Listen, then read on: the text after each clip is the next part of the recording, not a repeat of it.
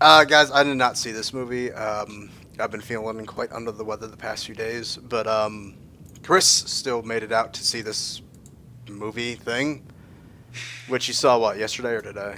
I saw it yesterday evening, so it's still a bit fresh on my Still a memory. bit fresh. Still All a bit right. fresh. What can we learn from this movie, Chris? Things are never going to work out for you, and you should just give up now.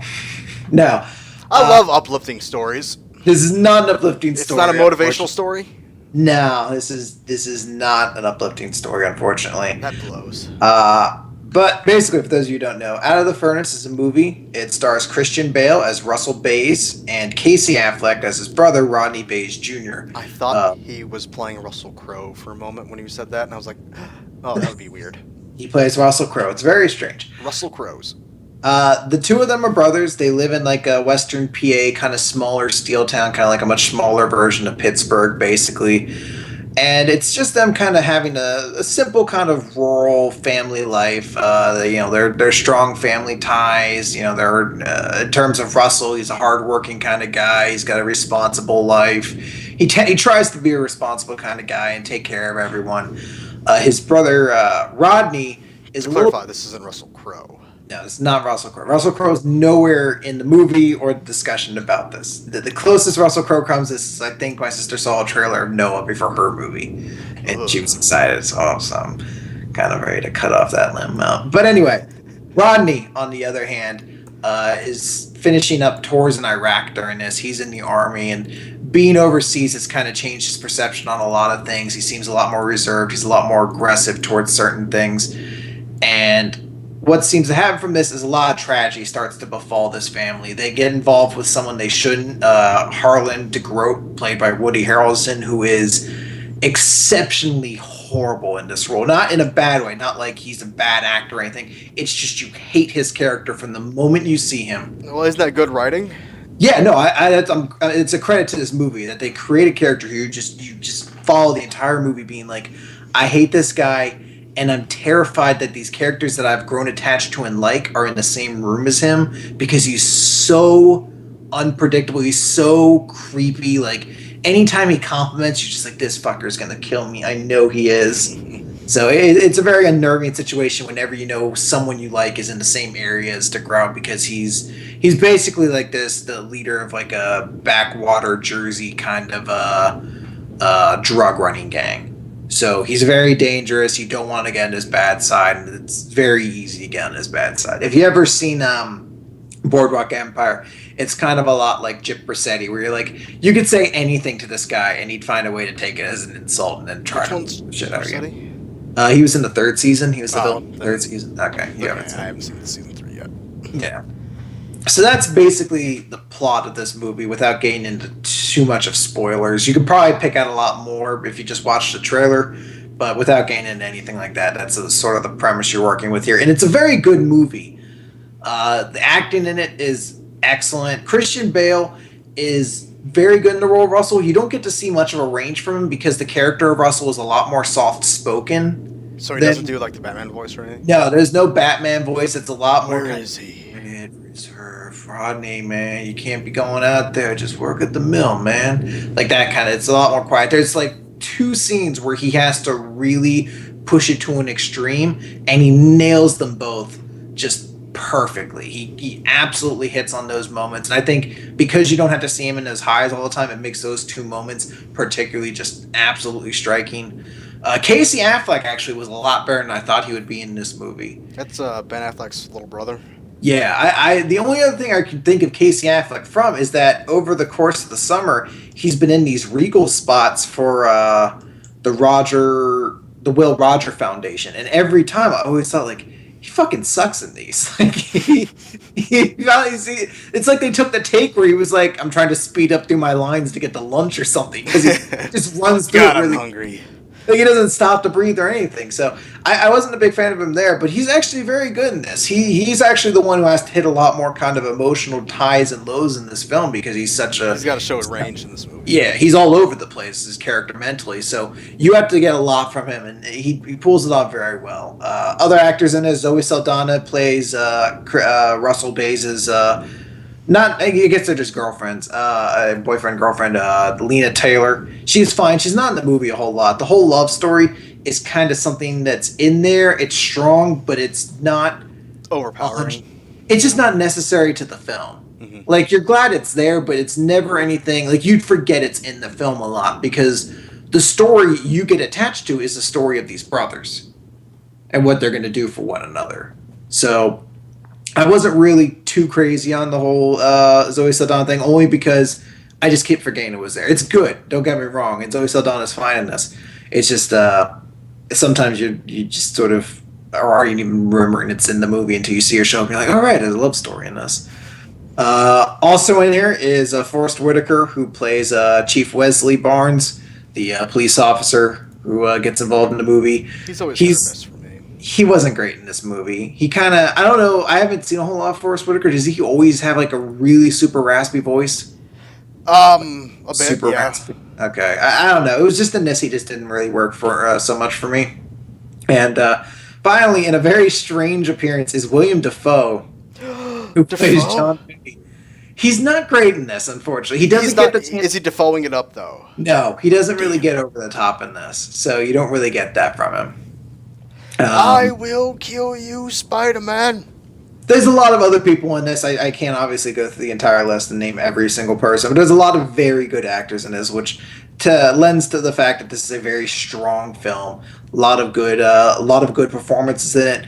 I thought cinematography very good. Score is fantastic. If you get the chance to watch the second trailer for this movie, you can see just from that alone, this movie is going to have a great score to it. It punctuates every moment it needs to. It has these big swelling moments. It knows how to creepy linger there in any moment when Woody Harrelson's character is kind of lurking around.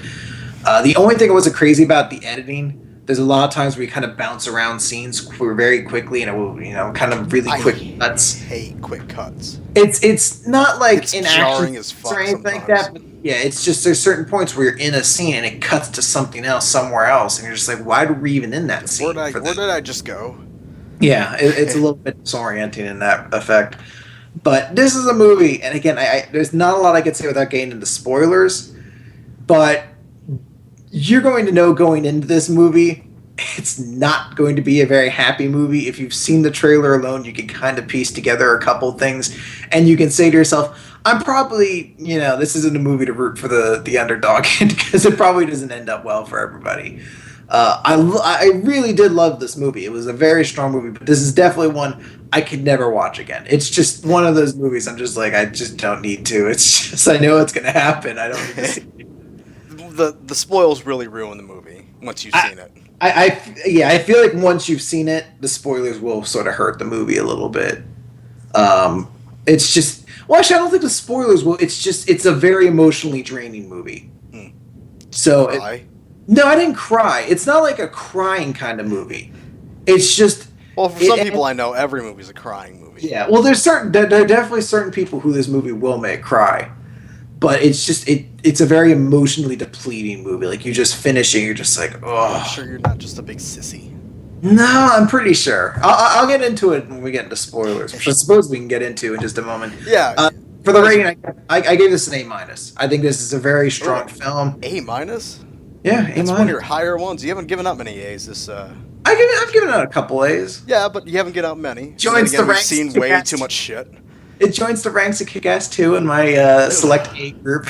But no, Out of the Furnace is very good. I really this is one of the few movies that has actually lived up to my expectations of it, because from the trailers I was really excited about this movie. So going into it, I wanted something exactly like I got everything I wanted in this. Everything I wanted. One question: do they focus on Christian Bale or do they focus on the other guy? It's back and forth, but the story is Christian Bale's story. Okay, good. Because that intrigues me more to go out and actually see this movie, because Christian Bale to me is hit or miss, but when he hits, like you're saying he does, it's I expect it to be good then. Mm-hmm. I mean, again, he's soft spoken in this role, so it's not like he's not coming through with a dramatic performance in every moment that's just going to shake your world. Oh yeah, I know. It's not like because sort of the way I compare it to is Prisoners, which we saw earlier this year with Hugh Jackman. Yeah. Kind of a similar role. This character is out to kind of, fuck with those who have fucked with him. Mm-hmm. And Hugh Jackman in that role has to show a whole lot more anger and vitriol and all that. So that's what I think kind of makes him a bit more of an exciting kind of character to follow in this somewhat similar sort of situation. Whereas Christian Bale, again, he's a lot more quiet, reserved, but when he does show those angry moments, those moments where his emotions just swell up, it's great. He nails all those. All right. So, do you want to spoil the shit out of this movie? I'm not going to spoil too much, but I will spoil essentially what's happening. Are you going to spoil the ending? No. Why? I will try. That's what the spoilers are for. Because the ending's not really something I need to spoil. Now, the ending would be worth discussing, but without having someone else to discuss it with, it's. We could probably discuss it like we'll extend next week's a little bit, and we'll talk about it some more. Okay, maybe we after do. I see it. But essentially, yeah, guys, spoil the shit out of this. To give you a bit more of what happens, the star of the movie, we kind of find out that Rodney's definitely down in his luck, and he's kind of doing not underhand, but he's definitely trying to take any way out to making money that doesn't require him getting a job. Like you see him hanging about at betting tracks and things like that, and he's going to get into illegal fights. He's going to be doing fight rings where he's actually paid to take a dive and then gets a cut of the money that the promoters get.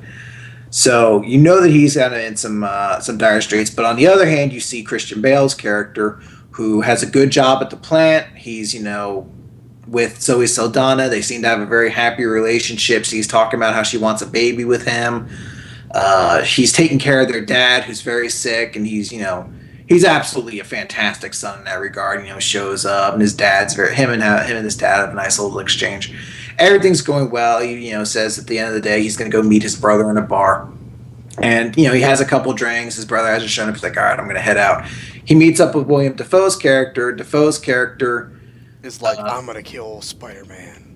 No, there's no Green Goblin in this movie. Shocking. God damn it. I thought it was a strange choice. Well, I thought definitely. This movie has moved from an A in my mind already to not seeing it to now a B. Because there's no Green Goblin. There was no hang glider to the nuts, which I thought was, that's something that should be in every movie. Anyway, Defoe's character is kind of like the bookie into town, so he's the one Rodney owes a lot of money to. So Russell's paying him part of the debt because he has a good relationship with everybody. And what happens is basically he convinces him to take one too many drinks.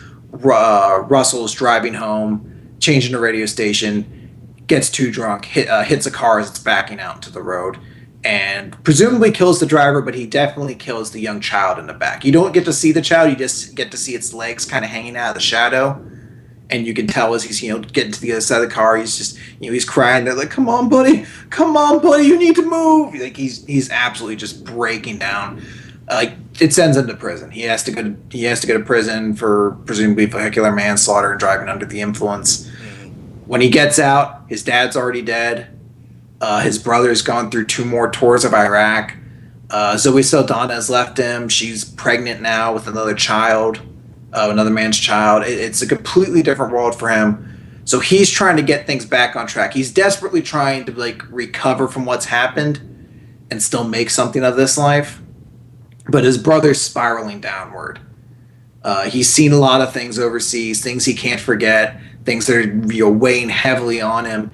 He doesn't want to go and work a job at the plant. He just can't do it. He doesn't want to be like their dad. And things just spiral down. He gets involved in this William DeGroat guy.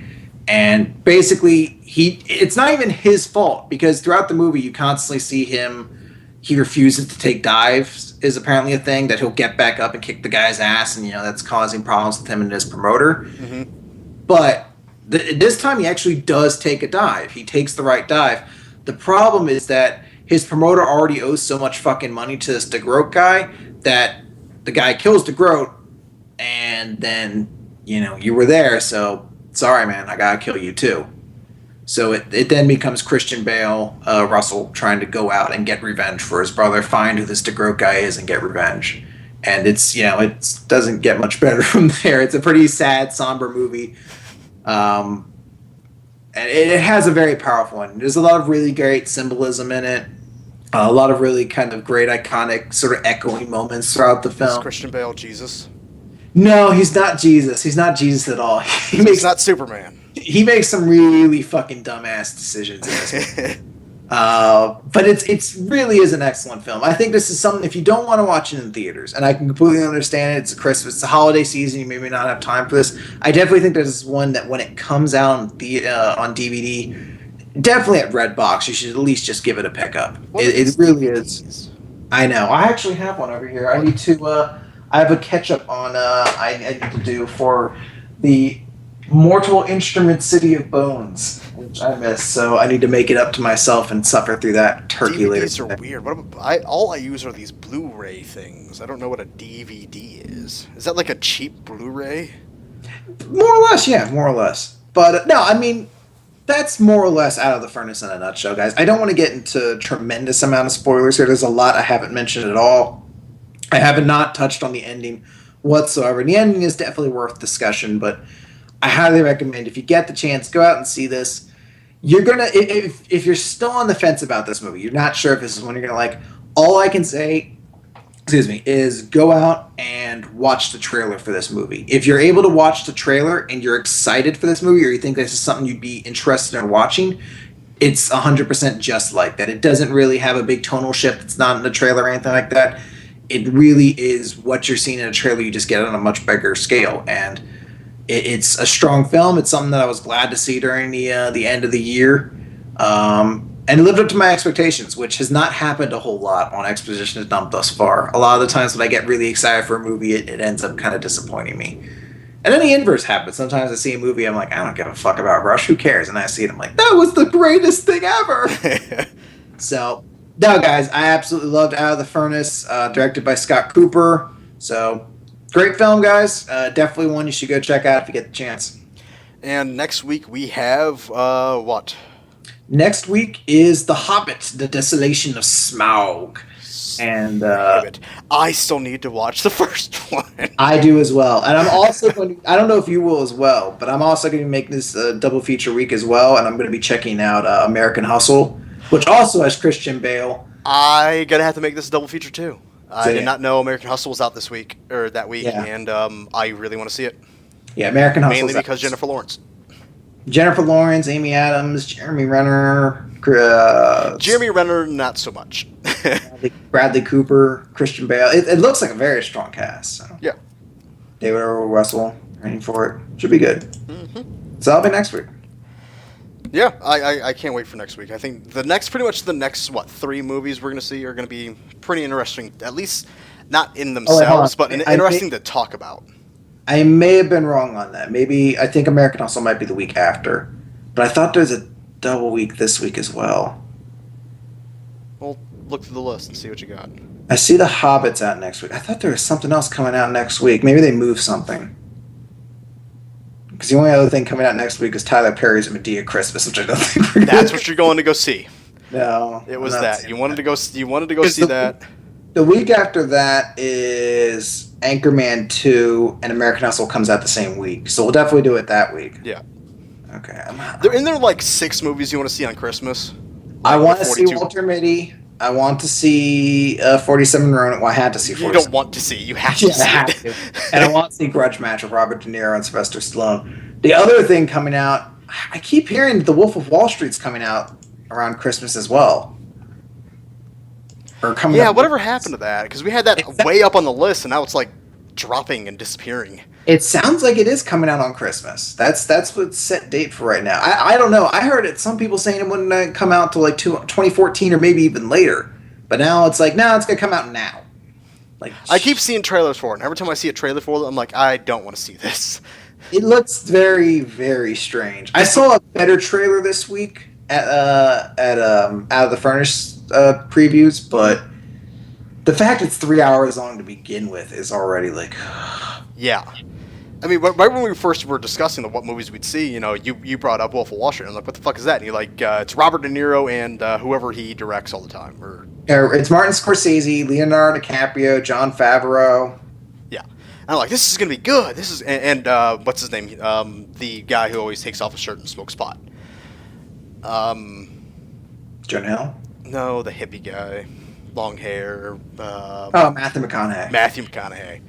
Every time, I keep hearing the cast of this movie, I'm like, oh, this is going to be good. And then I see trailers for it, I'm like, oh, this is going to be terrible. It's so strange. It's such a weird looking movie. Yeah, it is. I thought it was going to be something like weird, drama or something like that. And I keep seeing it. I'm like, this looks like a fucking comedy. Yeah, it looks almost like a quirky comedy movie. I mean, I think that may even be how... Yeah, that's kind of how it's being described, as a biography comedy crime. All right. So I'm just like, my interest in this movie has dropped drastically. All right, well, hold on. I may have turned on this in a favor of it, because I do see that the screenplay was written by Terrence Winter, and Terrence Winter did write pretty much every great Boardwalk Empire episode out there. So I may be flipped completely on this, because I do love the shit ass in Terrence Winter. You're going to see this movie and you're like, this thing was amazing. I'm like, this was terrible. I do like fucking Terrence Winter. He's really good. He wrote a lot of this and Sopranos episodes. So yeah, I am somewhat. He's got a good pedigree for crime sort of movies. We might have to break up next week, or not next week, but Christmas. Christmas might have to be we will have a 4-parter on Christmas. Honestly, what'll probably happen is the first week of January we'll carry in a couple movies from Christmas, because January has nothing coming out beyond Paranormal Activity, the marked ones, which I don't give a fuck about seeing. No, I thought there was something coming out the first week of January that we wanted to see. I thought that was like one of the military movies or something. Well, the thing is that your Lone Survivor movie is also supposedly set to come out around Christmas. I think bumped it up. No, hold on. Because it was the second week in January. Yeah, it's still January 10th. IMDb is really weird in that it has it listed as coming out December 27th or around then. No, it's first, second week in January. I need to find a better site to find out when movies are coming out. All right, let me see. Movies release dates. All right. So December. Late December is 47 Ronin, Grudge Match, The Wolf of Wall Street, and A Secret Life of Walter Mitty. So that is going to be in all of them. So that's a 4 movies for that week, and then what's coming out in the first week of January? First week of January, The Railway Man. I have not heard of that. We're not seeing it, so it doesn't matter. Let me see. Hold on. It's from the Weinsteins. Oh, goody. Starring Colin Firth, Nicole Kidman, Jeremy Irvine, Stellan Skarsgård, Sam Reed, based on a remarkable auto. All right, fine. Paranormal Activity, the marked ones, and then there's nothing else until the 10th, which is when you're. Okay, so we are not seeing anything in January, the first week of January. Although the first week of January would also work pretty well as a date for our 2013 movie awards. Yeah, so we'll basically do the review of 2 movies. Pretty much we'll do the last week of December. We'll do 2 movies like Walter Mitty and 47 Ronin, and then the week of that we'll do Wolf of Wall Street with what's the other one? Grudge Match, and then the award show. All right. Sounds like a plan. That's gonna be a fucking packed ass week, man. I'm gonna be at the movie theater. I might as well sit up a cot in there, man. I'm not gonna see them all in one day. I'm gonna spread them up two one day and two the next. Mm-hmm. Well, I gotta see Grudge Match with my mom because I promised her I'd see that because she loves fucking Kim Basinger. So I'll at least get a reprieve in that because I don't want to take her to see anything else. I don't need her being like, "Who's that?" I'm like, "That's Ben Stiller, Mom." CK. I'm like, I don't know. Yes, mother, he is. But yeah, everybody, thanks for watching. That's the idea pretty much for the next couple of weeks. As far as everything else goes, I need to talk to Justin, pretty much my IT guy. Then I talk to him. I do have the go-ahead for the Minecraft server, so that will be up. D&D, as you guys know, has been pretty much terminated for a good while at least. So something new will be posted on Friday. I think we'll be starting that next week, maybe. And Into the Mind will return next Wednesday. And I think Monday I might do back to not League of Legends, but Legend of Legaia. That's about it. So everybody, thanks for showing up, and we will see you next week. Good night, everybody. The character of Russell is a lot more soft-spoken So he Then doesn't do like the Batman voice or anything? no, there's no Batman voice. It's a lot more. Where is he? Reserve, Rodney, man. You can't be going out there. Just work at the mill, man. Like that kind of. It's a lot more quiet. There's like two scenes where he has to really push it to an extreme, and he nails them both just perfectly. He absolutely hits on those moments, and I think because you don't have to see him in his highs all the time, it makes those two moments particularly just absolutely striking. Casey Affleck actually was a lot better than I thought he would be in this movie. That's Ben Affleck's little brother. Yeah, I the only other thing I can think of Casey Affleck from is that over the course of the summer, he's been in these Regal spots for the Will Roger Foundation, and every time I always thought like he fucking sucks in these. Like he changed his perception on a lot of things. He seems a lot more reserved. He's a lot more aggressive towards certain things, and what seems to happen from this is a lot of tragedy starts to befall this family. They get involved with someone they shouldn't. Harlan DeGroat, played by Woody Harrelson, who is exceptionally horrible in this role. Not in a bad way, not like he's a bad actor or anything. It's just you hate his character from the moment you see him. Well, isn't that good writing? Yeah, no, it's a credit to this movie that they create a character who you just follow the entire movie being like, I hate this guy, and I'm terrified that these characters that I've grown attached to and like are in the same room as him because he's so unpredictable. He's so creepy. Like anytime he compliments, you're just like, this fucker's gonna kill me. I know he is. So it's a very unnerving situation whenever you know someone you like is in the same area.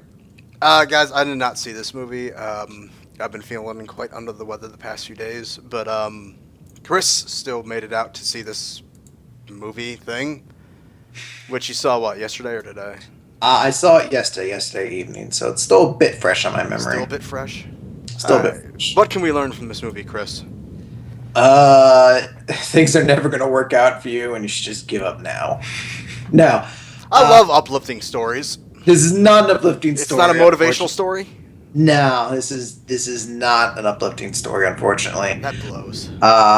But basically, for those of you who don't know, Out of the Furnace is a movie. It stars Christian Bale as Russell Baze and Casey Affleck as his brother, Rodney Baze Jr. I thought he was playing Russell Crowe for a moment when you said that, and I was like, oh, that would be weird. He plays Russell Crowe. It's very strange. Russell Crowe's. The two of them are brothers. They live in like a Western PA, kind of smaller steel town, kind of like a much smaller version of Pittsburgh, basically. And it's just them kind of having a simple kind of rural family life. They're strong family ties. You know, they're in terms of Russell, he's a hardworking kind of guy. He's got a responsible life. He tries to be a responsible kind of guy and take care of everyone.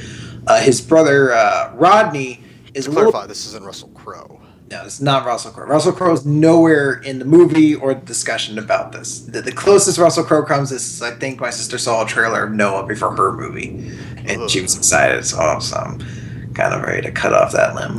But anyway, Rodney, on the other hand, is finishing up tours in Iraq during this. He's in the army, and being overseas is kind of is to grow because he's basically like the leader of like a backwater Jersey kind of drug running gang. So he's very dangerous. You don't want to get on his bad side, and it's very easy to get on his bad side. If you ever seen Boardwalk Empire, it's kind of a lot like Chip Brissetti, where you're like, you could say anything to this guy, and he'd find a way to take it as an insult and then try to shit out of you. He was in the third season. He was the villain. Third season. Okay, I haven't seen season 3 yet. Yeah. So that's basically the plot of this movie without getting into too much of spoilers. You could probably pick out a lot more if you just watched the trailer, but without getting into anything like that, that's sort of the premise you're working with here. And it's a very good movie. The acting in it is excellent. Christian Bale is very good in the role of Russell. You don't get to see much of a range from him because